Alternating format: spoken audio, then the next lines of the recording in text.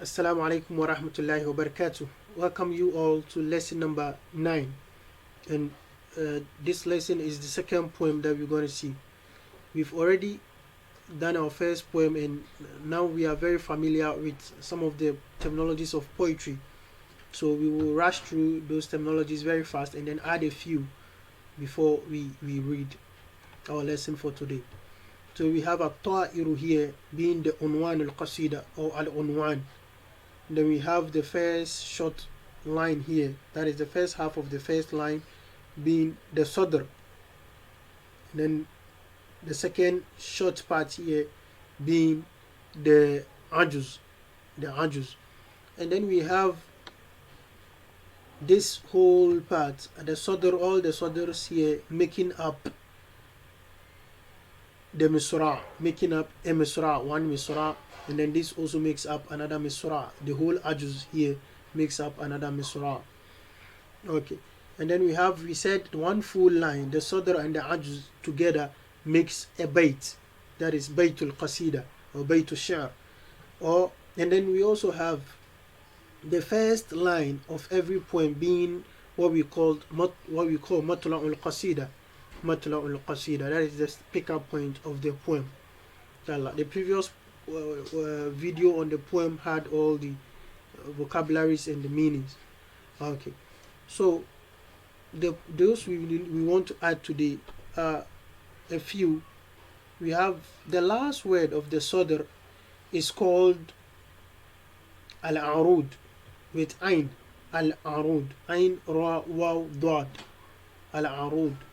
And then we have the last word of the ajuz here being ad-darb, dad ra ba. And then the words apart from the arud and the darb are all called hashu. So in this case, al-habsu and laysa here are called hashu. And then here we have walaysa and fihi are also referred to as hashu. So we have a hashu here, and then we have arud, and then we have hashu, and then we have ad-darb. Okay, so that's what we will add for today. Okay, our poem reads: الطائر الحبس ليس مذهبي وليس فيه طربي فلست أرضى قفصا وإن يكن من ذهبي غابات ربي غايتي والعيش فيها مطلبي قد طاب فيها مطعمي وراق فيها مشربي أذهب فيها أستقي من ماء نبع أعذبي أصده فيها مطلقا فالحبس ليس مذهبي. Okay, very short poem. الطائر is the bird. It says al-habsu. Al-habsu is confinement, being confined. It says being confined, al-habsu laysa mazhabi, is not my idea, it's not my thing, it's not what I don't buy being confined. Okay, so mazhab is actually ideas that you buy into, or your set of ideas, your belief, what you subscribe to. So it says al-habsu laysa madhhabi. Being confined is not my belief, it's not a thing that I like. walaysa fihi tarabi, and my rhythms are not in there. Tarabi huna here can be my path is not in it. Okay, or my rhythms are not in it. Falastu arda qafasan, I am not pleased with a cage. Qafas here is a cage. Just falastu arda qafasan, I am not pleased with a cage. Wa in yakum min zahabi, even if it is from gold. Zahab here is gold. It says wa in yakun min, even if it is from, that is even if it is made from gold, even if it is made from gold, I'm not pleased with it. Ghabatu is the plural of gaba with ta marbut here, gain alif ba ta marbut, being forest. It says Ghabatu Rabbi Gayati, and we've seen Gayati in the first poetry. That is my aim, what I seek to get. Or he says, Ghabatu Rabbi Gayati. The forest of my Lord is my goal. The forest of my Lord is my goal, is where I seek to reach. Wal Aishu, Aishu is living or life. Wal Aishu fiha, and living in it or life in it. Matlabi is what I seek, is my request. Matlab is what is request. It says, Wal Aishu fiha matlabi, living in there is my request, is what I seek for. Qad taba fiha mat'ami. Taba, from taba we have tib, we have tayyib. Okay, we have a lot of words. So we say taba here means to be pure, to be clean, to be good scented. It has all these meanings. So we have the word tib. The ta here will have kesra, and there's a yai here, and ba, ta kesra, yai, ba, tib, which means perfume. And then we say tayyib. When we say tayyib, we mean good, or something that is good. He says qad tahaba, and we said qad when it comes to with a past tense verb means emphasis or something close to happening. Okay, that has been explained in previous lessons. It's qad taba fiha mat'ami. Mat'am is, we've seen in just the lesson 8 that mat'am is restaurant, but in the case of the animals we say where they feed from, the source of their food. So it's qad taba fiha mat'ami. In the forest, my source of food has been made clean or purified. وَرَاقَ فِيهَا مَشْرَبِي, and mashrab is also where you drink from. Mashrab is where you drink from. And raqa means to be pure. وَرَاقَ فِيهَا مَشْرَبِي, and my source of water is also very pure. أَذْهَبُ فِيهَا أَسْتَقِي, I go therein to seek water. Astaqi is just like astasqi. Astasqi, I seek water, I seek to drink.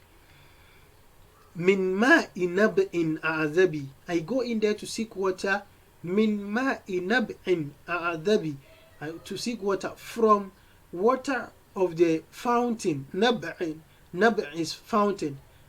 I nab'in a'adhabi, I seek water from the fountain. A'adhabi, most sweetest, which is very sweet.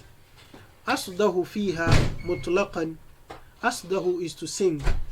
Asdahu fiha mutlaqan, I sing therein. Mutlaqan means freed, I is not locked up.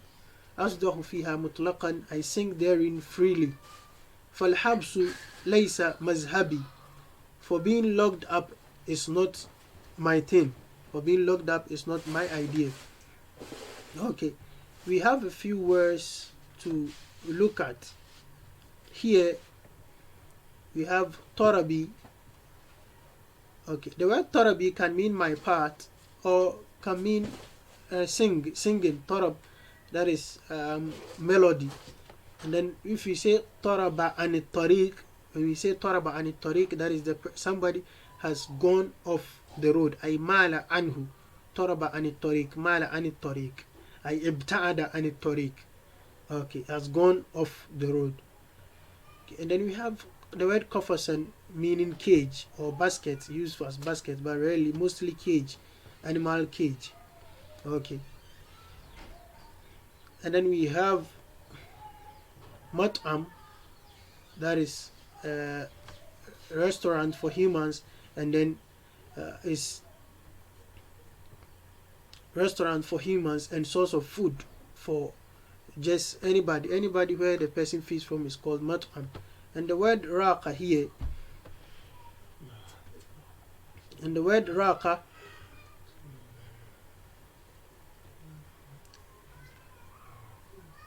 without the waw, we have raqa. When we say raqa, we mean pure. Something has been made pure, something has been is pure. When we say raqa, again, something is attractive. It appeals to. أي راقة when we say راقني هذا المنظر أو راقني هذا المشهد, this scene has really appealed to me, really appeals to me, or is pleasing to me, attracts me. Okay, then we have mashrab, which is your source of water. Mashrab. And astaqi here being the same as astasqi, seeking water. Okay, I think we have this in one verse of the Quran. where he says وَإِذِ اسْتَسْقَى مُوسَى لِقَوْمِهِ وَإِذِ اسْتَسْقَى مُوسَى لِقَوْمِهِ, when Moses sought water for his people, فَقُلْنَا اضْرِبْ بِعَصَاكَ الْحَجَرَ فانفجرت منه اثنتا عشرة عينا قد علم كل أناس مشربهم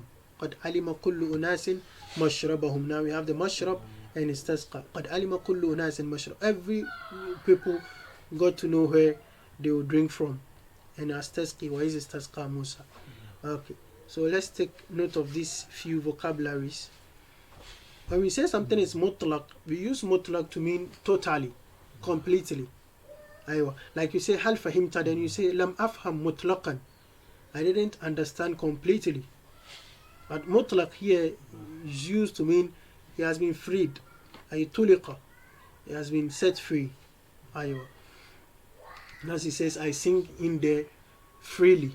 In the first line he says walaysa fihi tarabi. As I said, it can mean singing there, because in the cage he means his melodies are not meant for the cage. Okay, it can have that meaning. Looking at the end, the sadr for the last line where he says asdahu fiha mutlaqan, I sing therein freely. Okay, falhabsu laysa mazhabi. Okay, this is a very short lesson, and I think we will end it here, inshallah. Meet you in the next lesson, that is lesson number 10. Okay. Assalamu alaikum wa rahmatullahi wa barakatuh.